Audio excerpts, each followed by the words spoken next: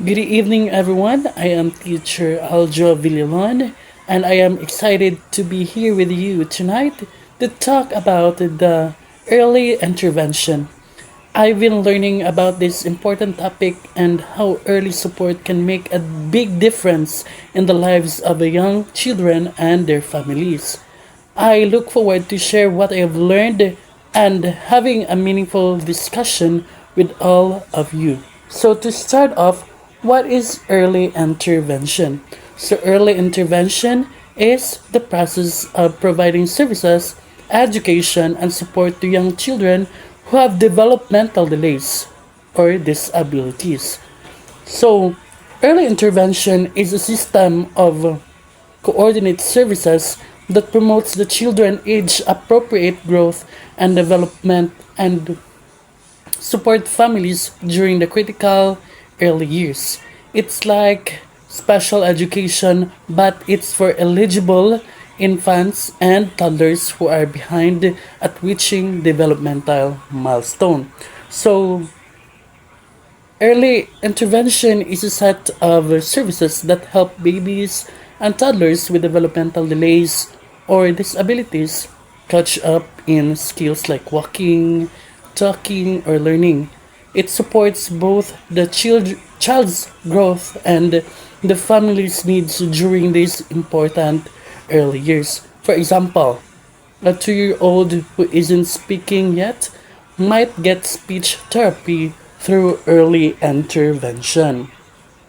So, early intervention focuses on helping eligible babies and toddlers learn the basic and brand new skills typically developed during the first 3 years of life, such as cognitive or thinking, solving problems, communication, talking, listening, understanding, physical, reaching, rolling, crawling, and walking, self help like eating, dressing, social, emotional like playing, feelings secure and happy.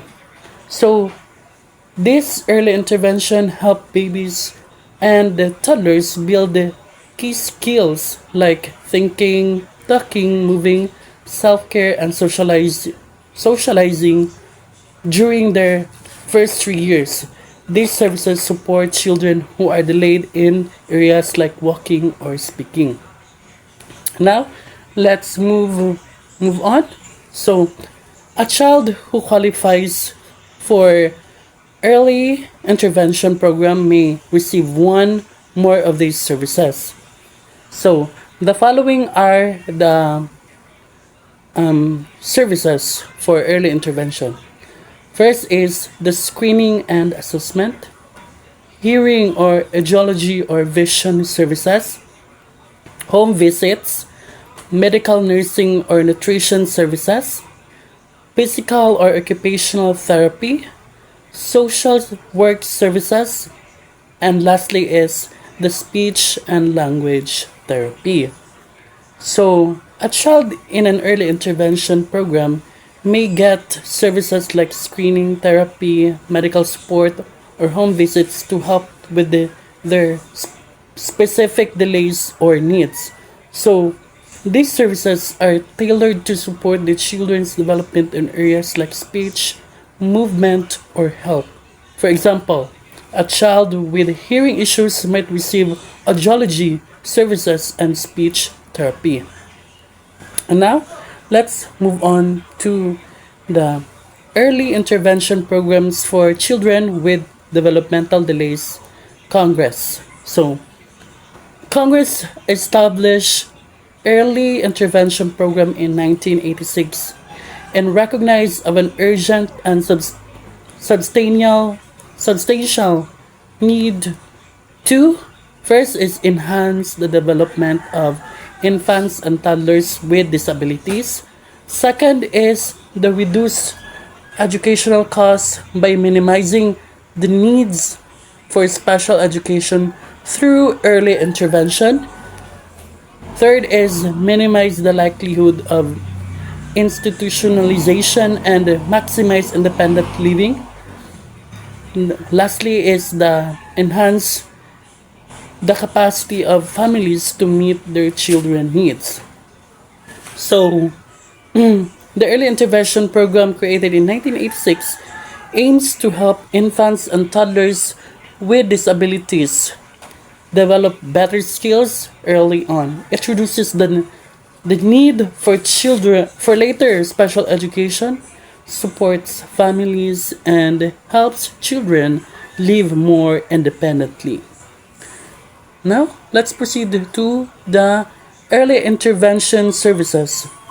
So, the following are the early intervention services.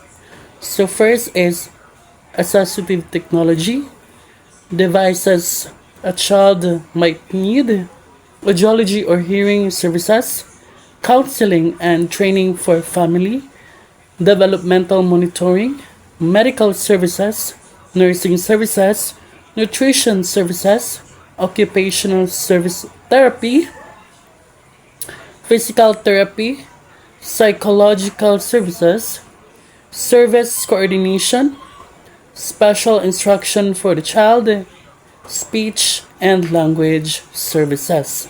So, these early intervention services include a wide range of supports like therapy, medical help, assistive devices, and family counseling to aid a child's development. These services are coordinated to meet each children's specific needs. Now, let's proceed to the last, which is the early intervention services as a program for children and caring for their child.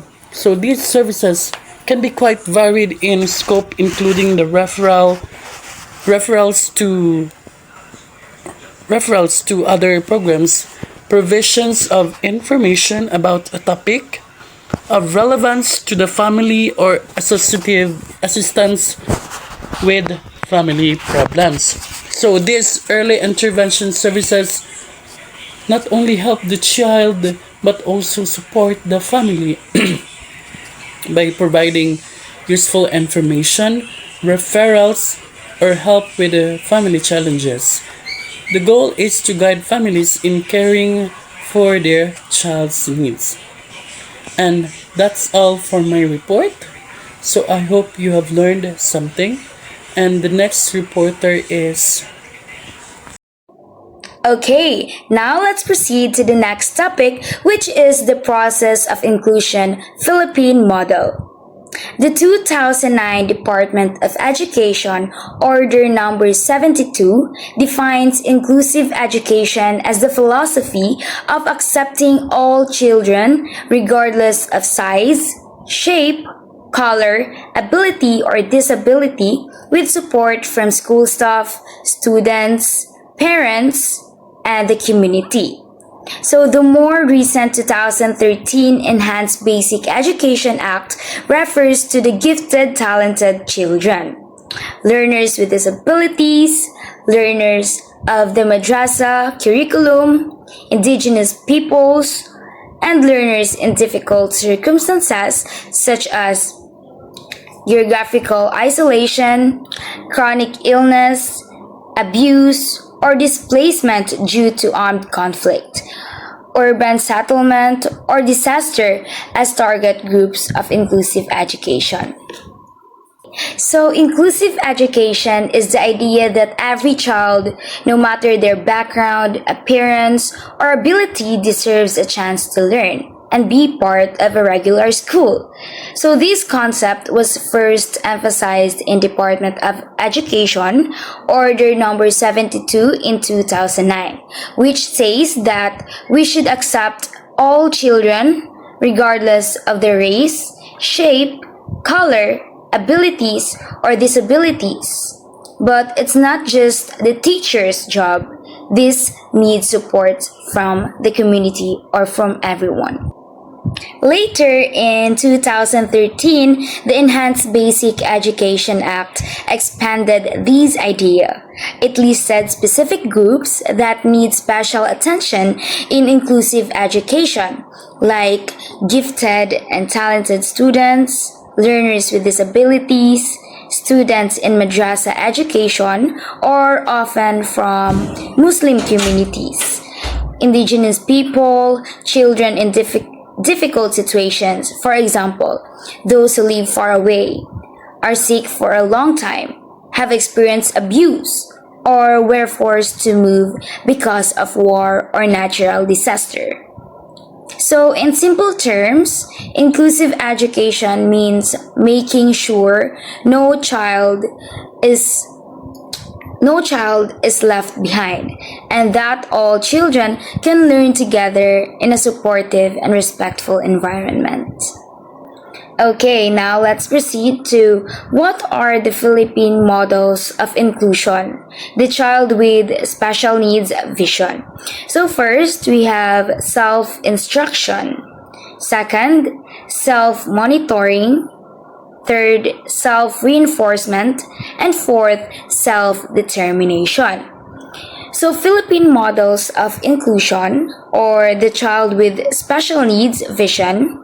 In the Philippines, when we talk about inclusion for children with special needs, the goal is to help them become more independent and in control of their own learning. These are the main parts of the model.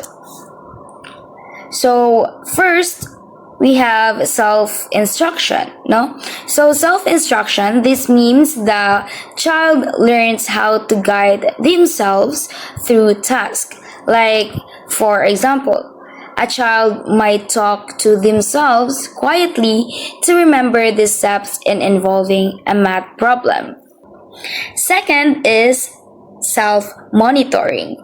This is about checking their own behavior or progress.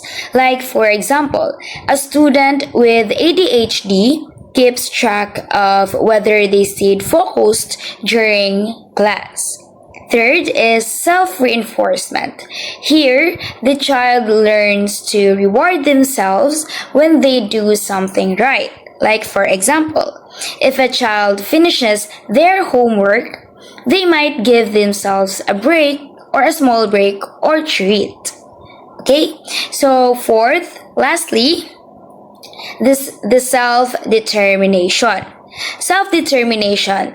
This means teaching children to make choices, set goals, and stand up for themselves. Like, for example, a student decides they want to join a school activity and talks to the teacher about how they can participate. So, all of these help children with special needs become more confident and take control of their own learning with support from teachers and the school. So now let's proceed to what is the process of inclusion. Inclusion is concerned with identification and removal of barriers. Consequently, it involves collating. When we say collating, it is gathering and arranging multiple sheets of paper or documents, and evaluating information from a wide variety of sources in order to play for improvement in policy and practice. Now, so inclusion means making sure every student feels welcome and supported in school, no matter who they are or what challenges they have. So the process of inclusion is about finding out what's stopping some students from learning or feeling included. These are called barriers. Once we find those barriers, we try to remove them. So to do this in schools, collecting information from many different sources like teachers, parents, students, and the community. Next, look closely at the information and use it to make better rules and teaching methods so that every students get the help they need. No, so inclusion is not just a one-time thing. It's a continuous process of learning, improving, and making school better for everyone. Okay, so now let's proceed to the partial mainstream towards inclusion. So, partial mainstreaming towards inclusion. Mainstreaming is the placement of a student in regular classroom for educational purposes. So, partial mainstreaming is the placement of student with disabilities in regular classroom for part of their instructional day, but not as the primary placement. The alternative curriculum involves teaching survival skills as well as independent living skills. And also, mainstreaming means putting a student with a disability into a regular classroom to learn with other students. In partial mainstreaming, the students with disability spend some of their day in regular classroom, but not the whole day. Okay, so like for part of the time, they join the class in subjects or activities they can do with everyone else. For the rest of the day, they go to a special class or learning area where they get extra help or learn different skills. These special lessons might focus on survival skills like how to stay safe or get around the community. So, next is independent living skills like cooking, cleaning, managing money, or taking care of oneself. So, partial mainstreaming is a step towards full inclusion. It helps students with disabilities to be part of the school community while still getting the support they need in a smaller and more focused setting. Okay, so next let's proceed to full mainstreaming toward inclusion.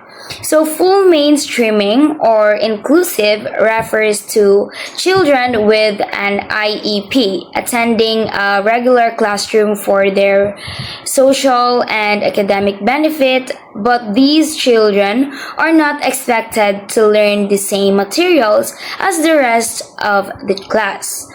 No, so full mainstreaming means that a child with disability joins a regular classroom all day, both for learning and social activities. These students usually have an individual education program or IEP, which is a special plan made just for them based on their needs. Okay, so in full mainstreaming, the child is in the same class as other students. They benefit socially by making friends and feeling part of the group. They also learn academic subjects, but they are not required to learn the exact same lessons as everyone else. Instead, they work on goals that are right for them, with help from teachers and the more knowledgeable others.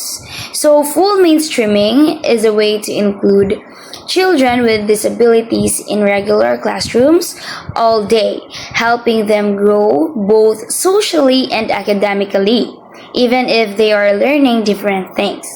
So, that's all for my part. So let me call on the next presenter, which is Mr. Glenn Herman Ali. Thank you, Ma'am Ashley. So, good evening, class. My name is Teacher Glenn Herman C. Ali. Now, let's continue to the next topic, the Transition Program. What is Transition Program? Transition Program is designed to teach independent living skills, including vocational skills, to students receiving special education services ages 18 to 22. As they make progress, students fine-tune their work abilities, determine job preferences, and learn to work with growing independence. This program is like a special class for young adults aging 18 to 22 who receive special education help. So, this focuses on teaching them how to live on their own or being independent. In other words, this also include learning job skills so they can find work basing on what they do best like, or what they're interested at. So, for example, a student might learn how to prepare simple meals, manage a budget, or use public transportation to get to a job. They might also practice different work tasks in a supportive environment, like being a bagger in a grocery store. Next is, what are transition programs for students with disabilities? So, as defined in IDEA, transition services are a coordinated set of activities for students with disabilities that is designed to be a result-oriented process that focuses on improving the academic and functional achievement of the students with a disability to facilitate the students' movement from school to post-school. So, as per defined by IDEA, or Individuals with Disabilities Education Act of the United States, it says that transition services are a planned set of actions to help students with disabilities move smoothly from school to what comes next, like work or further learning. So, for example, a student might get help creating their resume and practice their interviewing skills. So, as well as handling their emotions, we keep that in mind that sometimes these people has their own capabilities and ways to excel when they put their efforts in. So, next is, what do you mean by transition in inclusive education? For the special needs child, however, transition has a very specific meaning. It is a part of the overall Individualized Education Program, or IEP, and it defines the move from public school to adult life.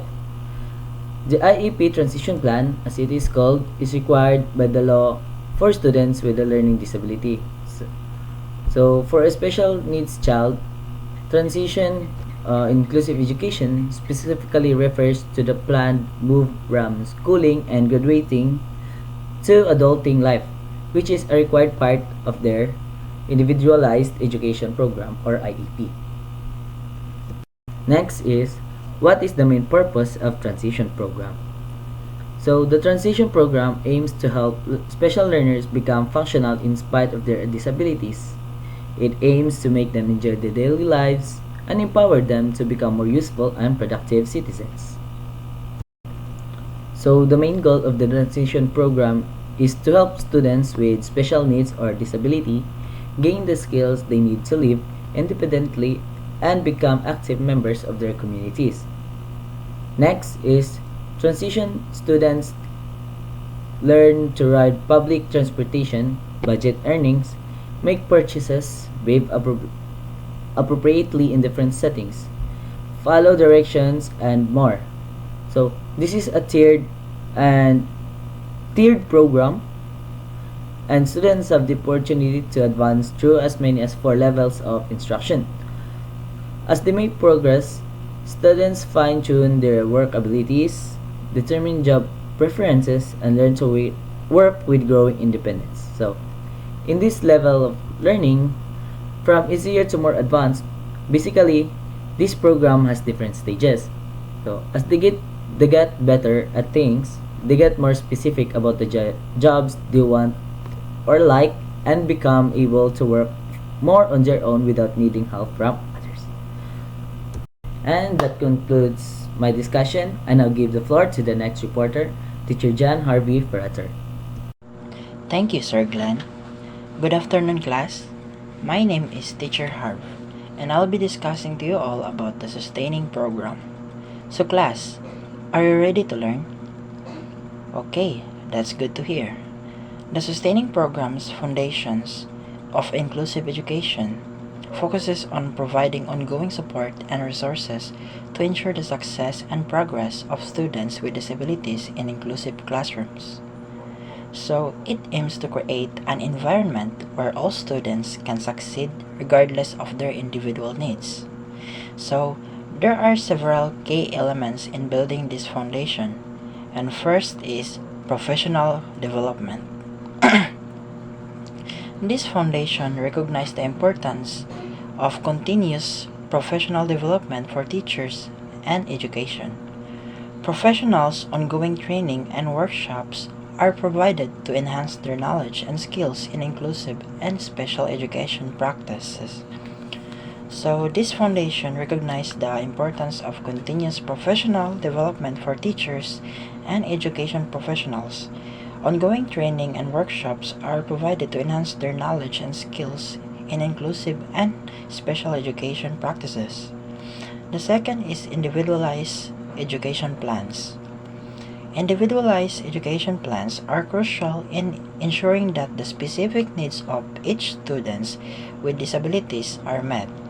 So, this foundation supports the development of implementation of EEPs, which outline the goals, accommodations, and modifications necessary for students to thrive in the inclusive classroom settings.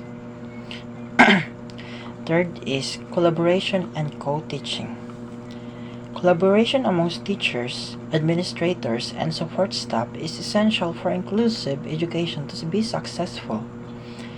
This foundation promotes a collaborative approach where general education and special education teachers work together to plan, instruct, and assist students. So it is effective to have a collaboration because it leads to increased student success, more inclusive school environments, and stronger school communities. So fourth is support services. Inclusive education requires additional support services to help students with disabilities succeed academically, socially, and emotionally. This foundation ensures that the provision of support services such as speech therapy, occupational therapy, counseling, and assistive technology. So, these services are tailored to meet the unique needs of each student, enabling them to fully participate in inclusive classroom environment. So, the fifth is parent and community involvement. The Sustaining Programs Foundation recognizes the importance of involving parents and community in the education of students with disabilities. REGO communication, collaboration, and partnerships are fostered to ensure that pair active participants in their child's education. The foundation prioritizes regular communication, collaboration, and partnership to ensure parents are involved in their child's educational journey. And for the last will be monitoring and evaluation. So, continuous monitoring and evaluation of inclusive and special education programs are integral to this foundation. Data is collected to assist student progresses, identify areas for improvement, and make necessary adjustment to instruction and support services. This ensures that programs are effective and responsive to the changing needs of students with disabilities. So, by regularly assessing students' progress and identifying areas for improvement, adjustments can be made to instruction and support services to ensure programs remain responsive to evolving needs of students with disabilities. So, class, do you understand everything what I discussed? Very good. Okay, class. The next topic will be discussed by Ma'am Riza.